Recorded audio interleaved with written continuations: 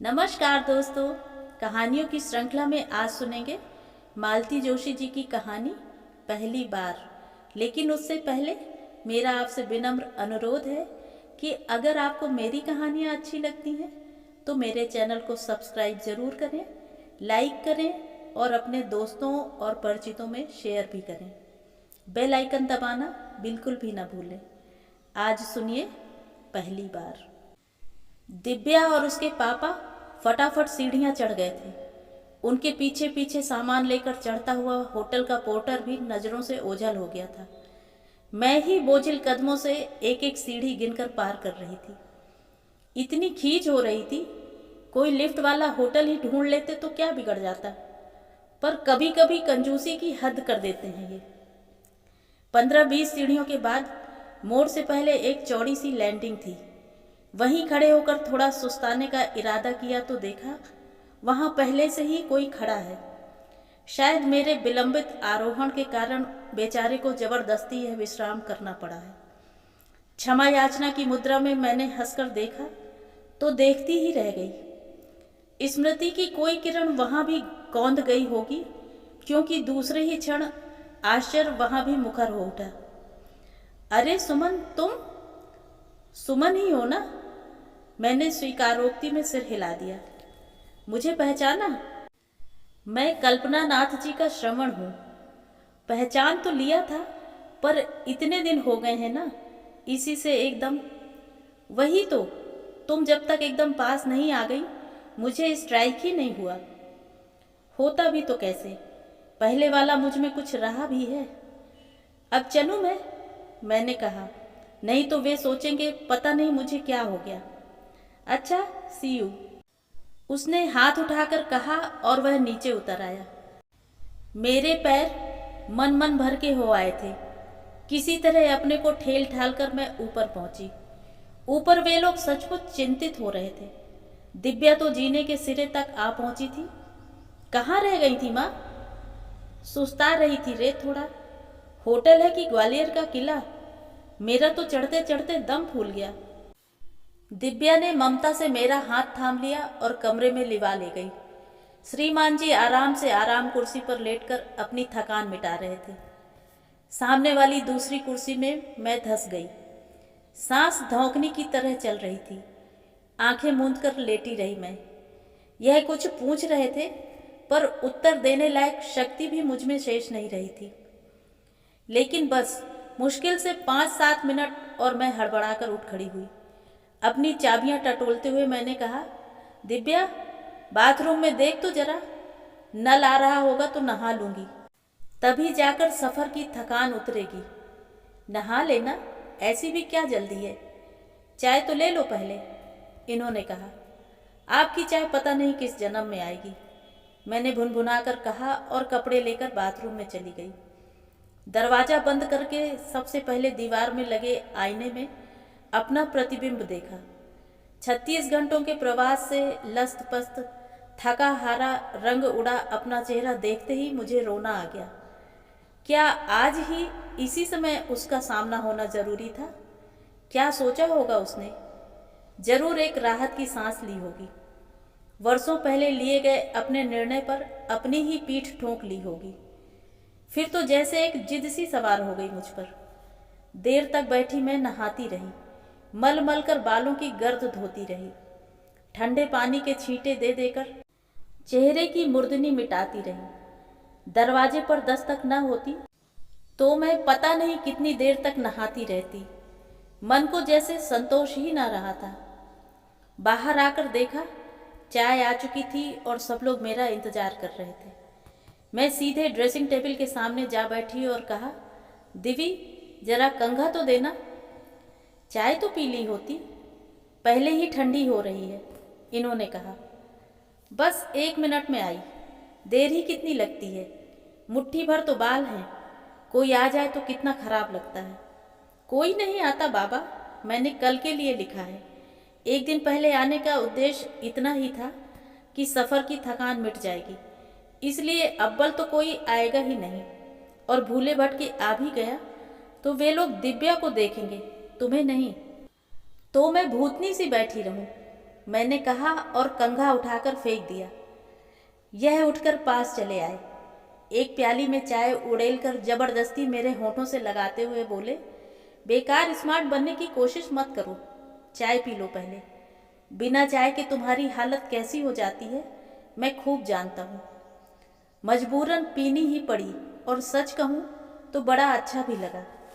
Railway station की पनियल चाय पीते पीते ऊब गई थी मैं। हमारी यह मान मनोबल शुरू होते ही दिव्या समझदारी से बाथरूम में खिसक गई थी, इसीलिए इनकी नज़रों में छिपी शरारत भरी हंसी को चुपचाप झेल गई मैं। मन सचमुच हल्का हो आया था। उसी प्रसन्न मुद्रा में मैंने गुनगुनाते हुए अपनी केश सज्जा पूरी की, मुनासिब सा मेकअप किया और सूटकेस खोलकर बैठ गई। क्या पहनूं कुछ समझ में नहीं आ रहा था। 2-3 दिन की ही बात थी, इसलिए ज़्यादा साड़ियाँ लाई नहीं थी। जो इनी गिनी लाई थी वे भी सेंसर होकर आई थी। उन्हें पलट पुलट कर देखा और लड़कियों पर इतनी खींच हो आई। प्रिया तो सचमुच बहुत ज़्यादा बॉसिंग करने लगी है आजकल, इतनी दखलंदाजी कि मैं तंग आ जाती हूँ। इस साड़ी में तुम फैटी लगती हो, यह रंग गॉडी है, यह कूड है, यह तो बहुत ओल्ड फैशन है। लोग ठीक ही कहते हैं, लड़की बड़ी हो जाए तो माँ का पहनना ओढ़ना छूट जाता है। घर में साड़ियों से अलमारी भरी पड़ी है, पर साथ आई हैं वही 2-3 सिल्क, एक लखनवी चिकन, एक चंदेरी जरी, एक फूल वायल। इस तरह मेरा सूटकेस जमाया गया है। हताश होकर मैंने ढक्कन गिरा दिया। वे दाढ़ी बना रहे थे। चौंक कर बोले, क्या हुआ? कुछ नहीं, थक गई हूँ, थोड़ी देर लेटूंगी। अब आई ना रास्ते पर। वही तो मैं सोच रहा था कि इतने लंबे सफ़र के बाद तुम में इतनी फुर्ती बाकी कैसे है। अपने कष्ट साध्य जोड़े की परवाह न करते हुए मैं पलंग पर लेट गई।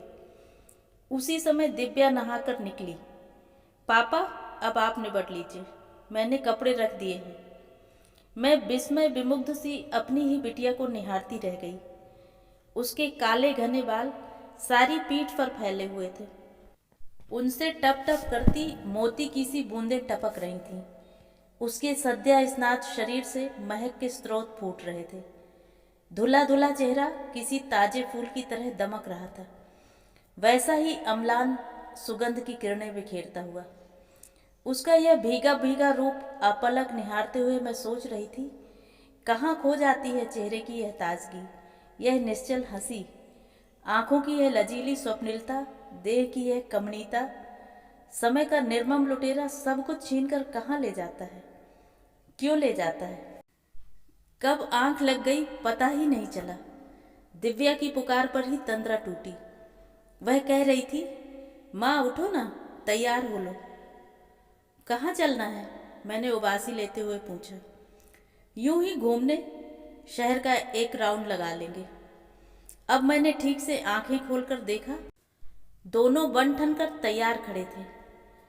मैं ना चलूं तो? दरअसल बहुत थक गई हूँ। क्यों, अब क्या हो गया? थोड़ी देर पहले तक तो बहुत स्मार्ट बन रही थी। यह भला मौका क्यों चूकने लगे? मुझे भी ताव आ गया। हाँ, स्मार्ट बनने की कोशिश कर रही थी, पर नहीं बन सकी, क्योंकि मैं एक निहायत सुस्त, फूहड़ और बोदी लड़की हूँ। लड़की? दिव्या ने कहा और हथेलियों में मुंह छिपाकर फिक्र से हंस दी। इतना गुस्सा आया?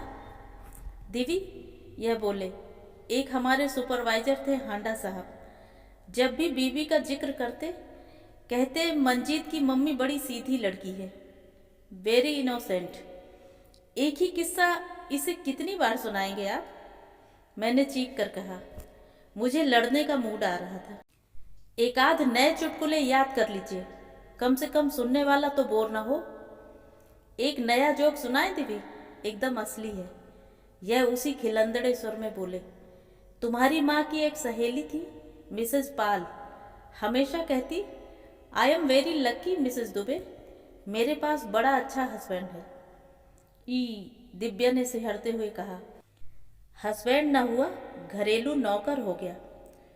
वैसे सिद्धांत रूप से दोनों में फर्क तो कुछ भी नहीं है, इन्होंने कृत्रिम गंभीरता से कहा और पापा के इस अभिनय पर दिव्या खिलखिलाकर हंस दी।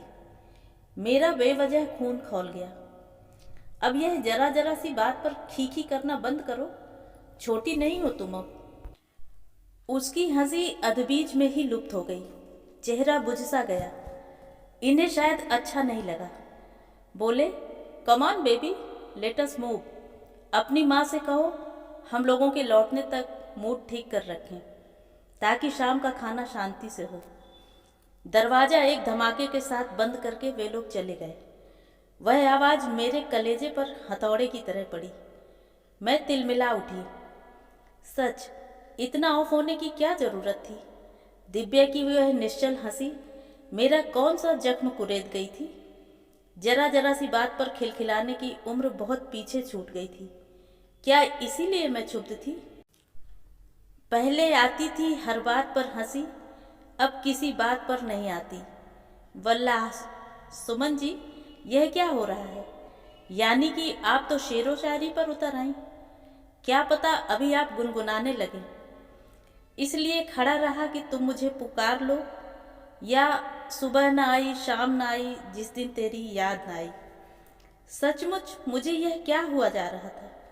मन के किसी कोने से ढेर सारे गीत होठों पर उतर आए थे। मैं अपनी गृहस्थी में डूबी, बाल बच्चों से घिरी एक घरेलू औरत एकदम काव्यमय हो उठी थी। इसी बिल्डिंग में, इसी मंजिल पर किसी के होने का एहसास मेरी पूरी चेतना को झंकृत कर गया था। क्या इसी को प्रेम कहते हैं? यदि हाँ, तो यह एहसास इतने दिनों तक कहाँ दुबक गया था? स्मृति की दहलीज पर खड़ी यह शर्मीली लड़की इतने दिनों कहाँ रही? और अगर यह प्रेम नहीं है तो यह बेचैनी, यह बेकली क्यों? सच, कोई अनाम सा रिश्ता भी तो नहीं है इस व्यक्ति के साथ। हाँ, एक मजबूत रिश्ता जोड़ने की कोशिश जरूर हुई थी, पर उसमें भी मेरा अपना योगदान कितना था? सब बुजुर्गों की मेहरबानी थी। उन दिनों छोटे चाचा पढ़ने के लिए हम लोगों के पास आ गए थे। उन्हीं से पता चला कि सहपाठियों में एक कल्पना नाथ जी का लड़का भी है, बड़ा होनहार, बड़ा सुदर्शन। तब तक कल्पना नाथ जी का नाम भर सुना था। वह बाबूजी की टक्कर के ही फौजदारी वकील थे। चाचा जी की सूचना के साथ वह नाम, वह परिवार एकदम विशेष हो उठा। फिर तो योजनाबद्ध तरीके से परिचय बढ़ाया जाने लगा। आए दिन घर पर कोई उत्सव, कोई आयोजन होने लगा, और कोई आए ना आए पर चाचा जी के दोस्तों को जरूर न्योता जाता। मुझसे स्पष्ट रूप से किसी ने कुछ नहीं कहा था, पर बड़े बूढ़ों की फुसफुसाहटें और छोटों की ठिठोलियां अनकहे बहुत कुछ समझा जाती थीं। अनजाने ही एक कल्पना लोक रच लिया था मैंने। सपनों का एक संगमरमरी मंदिर बना लिया था और देवता की प्राण प्रतिष्ठा भी कर दी थी। अब सोचती हूँ तो हंसी आती है, पर उस समय तो यही सबसे बड़ा सच बन गया था। कितने बड़े अंतराल के बाद मेरा यह किशोर सपना मुझसे टकरा गया है, इस आवेग के साथ कि एकदम लड़खड़ा गई हूँ मैं। जैसा कि तय था, हम लोगों ने गिरजा शंकर जी के यहाँ अपने आने की सूचना दूसरे दिन फोन पर दी। छूटते ही उन्होंने हमें दोपहर के खाने का निमंत्रण दे डाला। मुझे तो बड़ा संकोच हो रहा था, पर ये बोले, यह ठीक रहा। जितनी देर रहेंगे घर परिवार को उतने ही इत्मीनान से देख सकेंगे। ड्राइंग रूम कर्टसी तो कोई भी निभा ले जाता है। लगभग 10 बजे हम लोग तैयार होकर नीचे उतरे। सड़क पर वाहनों का रेला सा गुजर रहा था। दफ्तर की आपाधापी थी। ऐसे में अपने लिए खाली रिक्शा खोजना मुश्किल लग रहा था। वे लोग बेचारे कार भेजने को कह रहे थे, हम ही लोगों ने सौजन्यवश मना कर दिया। अब पछतावा हो रहा था। तभी एक टैक्सी जैसे हमारे ही बुलाहट पर सामने आकर रुकी। उतावली में हम लोग आगे बढ़े ही थे कि देखा, कैमरा, वाटर बॉटल आदि से लदा फंदा एक जोड़ा उसमें बैठा हिसाब चुकता कर रहा है। ठीक ही तो है, लोग इतनी दूर से आते हैं तो घूमने के लिए। मेरी तरह कमरे में दफन होने के लिए कोई नहीं आता। Good morning everybody. मैं एकदम चौंक पड़ी। कल से उन्हीं के बारे में सोच रही थी और अब सामने देखकर भी पहचान नहीं पाई। गॉगल्स लगाए, स्पोर्ट शर्ट पहने वह एकदम अजनबी लग रहे थे। साहब बहादुर से हमारा परिचय नहीं करवाओगी सुमन? एक बार फिर चौंक पड़ी मैं। और फिर औपचारिकताओं का दौर शुरू हो गया। पर मेरा मन उनमें कहीं नहीं था। मैं तो मुग्ध होकर उस चंपावर्णी महिला को देख रही थी जो उसकी बगल में खड़ी थी। कितने स्मार्ट, कितने युवा लग रहे थे दोनों। समय का कारवां जैसे उन्हें बिना छुए ही गुजर गया हो। नीता, सुमन के पिताजी और डैडी कोलीग्स थे। They were very good friends also. उन्होंने परिचय कराया था। टैक्सी में बैठते हुए मेरे कानों में यही वाक्य गूंज रहा था। उसमें और भी बहुत सा मैंने अपने मन से जोड़ लिया था। जानती हो नीता, इन लोगों ने तो बाकायदा मेरे लिए जाल बिछा दिया था। फंस ही जाता मैं, हिम्मत से बच गया। डैडी ने कहा, बेटा बचना हो तो उड़न छू हो जाओ। बस इंग्लैंड भाग गया मैं। इसकी शादी के बाद ही लौटा हूँ। मन एकदम कैसा तो हो आया था, क्योंकि ये सारी बातें मेरी कल्पना की उपज नहीं थी। मैंने अपने कानों से सब कुछ सुना था। श्रवण के विलायत से लौटने पर कल्पना नाथ जी ने एक बड़ी सी पार्टी दी थी। संयोग से उन दिनों मैं भी वहीं थी, वहीं सब सुना था। श्रीमान जी दोस्तों के बीच बैठे सारा किस्सा सुना रहे थे और मित्र मंडली हंस हंस कर दाद दे रही थी। वह हंसी कितने दिनों तक कलेजे में शूल सी चुभती रही। गिरिजा शंकर जी का परिवार देखकर मन प्रसन्न हो गया। जितना सुंदर घर था, उतनी ही सुरुचिपूर्ण साज सज्जा थी।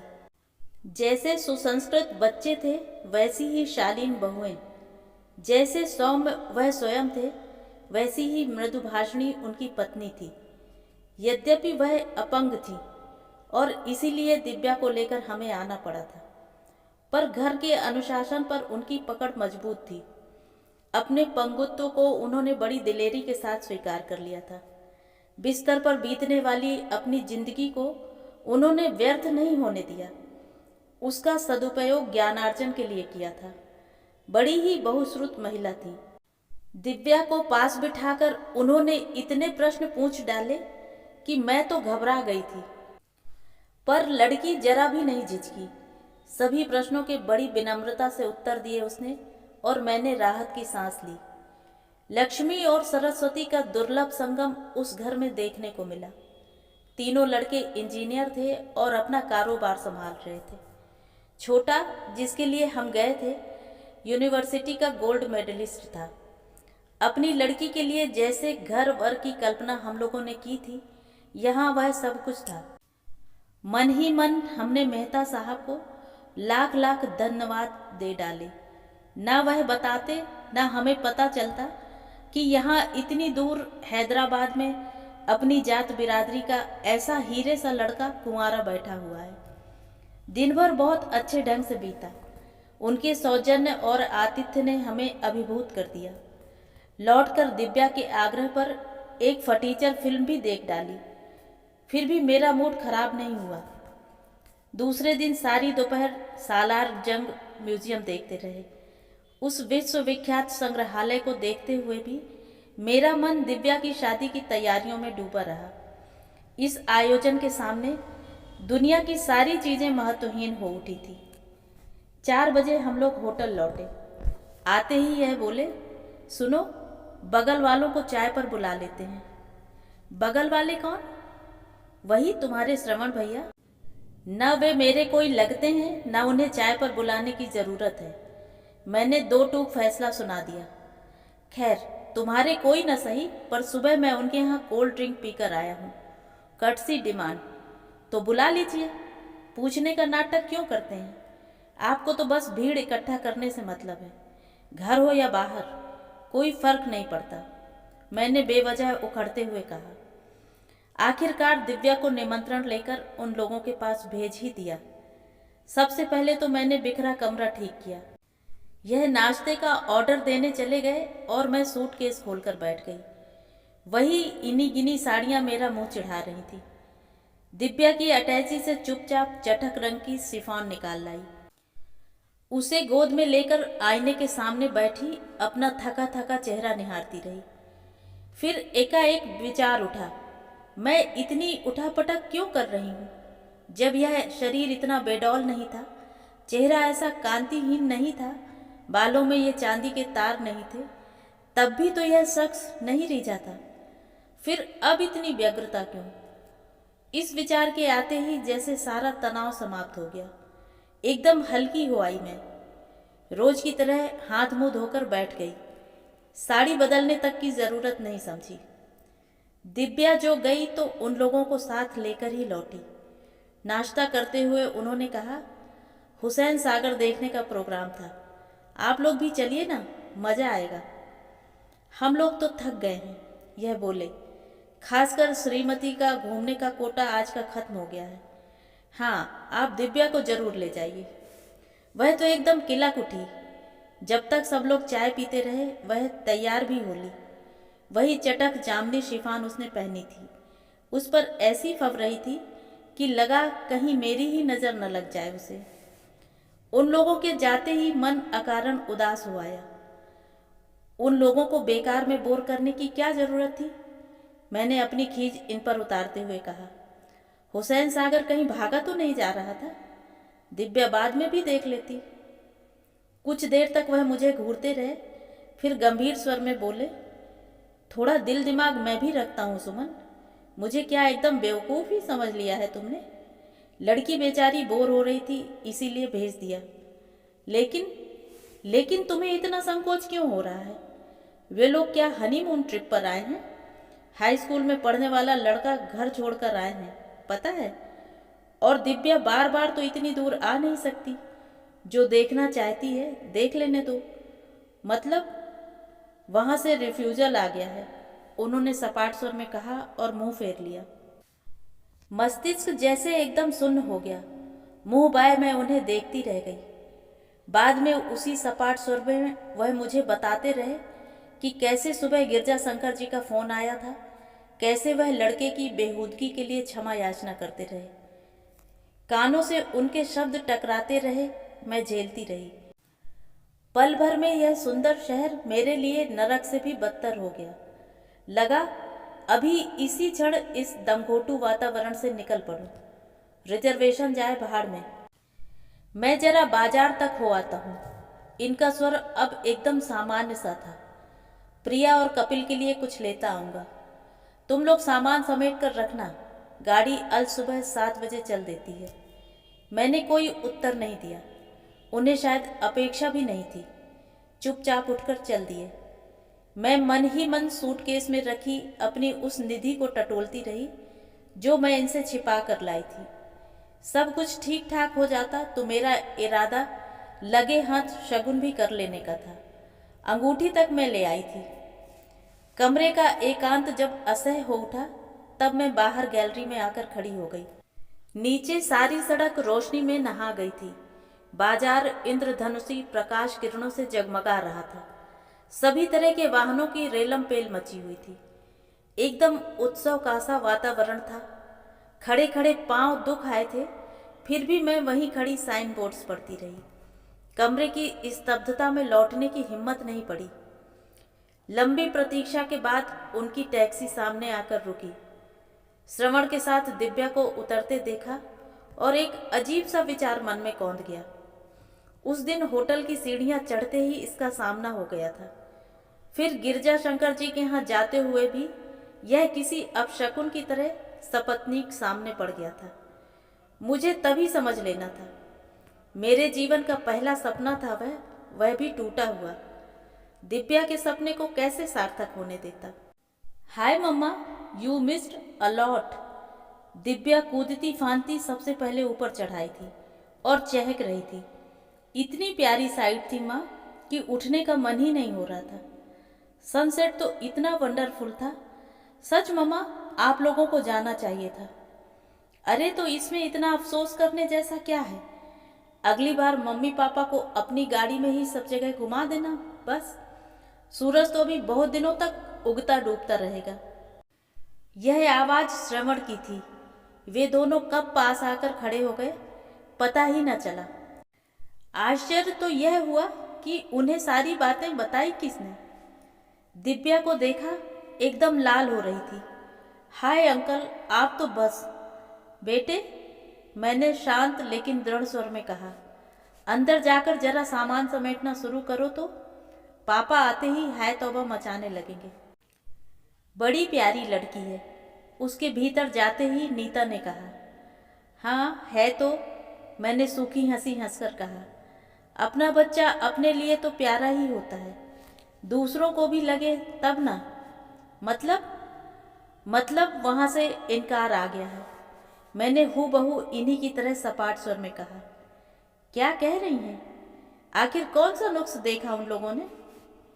श्रवण जी, मैंने गंभीरता से कहा, सौंदर्य की सबकी अपनी परिभाषा होती है, इसमें जिरह की गुंजाइश कहाँ है?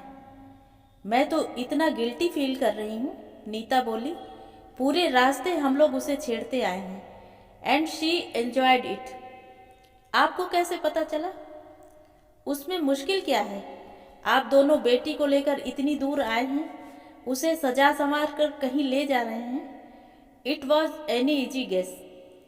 एक रिक्वेस्ट है दीदी, नीता ने कहा। उसे अभी कुछ नहीं बताइएगा प्लीज़, कोई बहाना बना दीजिए। बेचारी इतनी खुश थी अभी, सोचकर ही कैसा लगता है। लड़कियां बहुत चतुर होती हैं नीता, बहानों के पीछे झांकती सच्चाई को आसानी से पकड़ लेती हैं। फिर भी एहतियात तो बरतेंगे ही। पहली बार है ना, इस बार तो उसके मन को नाजुक हाथों से सहेजना पड़ेगा, फिर तो आदत पड़ जाती है। बात सपनों की नहीं रहती, व्यवहारिकता पर उतर आती है। मन इतना पक्का हो जाता है कि कोई आवेग उसे छूता नहीं। वे दोनों कब निःशब्द मुझसे विदा ले गए, पता ही नहीं चला। भीतर आकर देखा, दोनों हाथ गोद में लिए दिव्या सोफे पर निश्चल बैठी है। शायद उसने हम लोगों की बातें सुन ली थी। उसके टूटे हुए सपनों का प्रतिबिंब उसके चेहरे पर साफ झलक रहा था। तो ये थी कहानी।